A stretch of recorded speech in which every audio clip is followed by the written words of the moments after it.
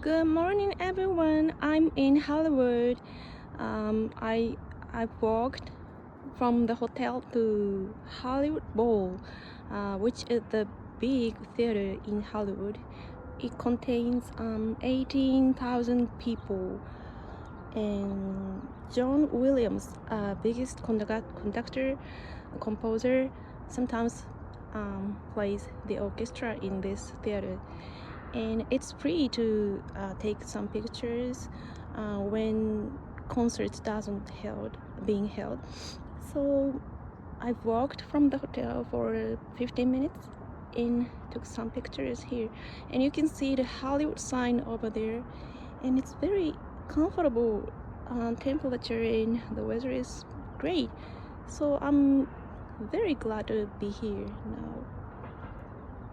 So I'm gonna drink a cup of coffee and go back to the hotel.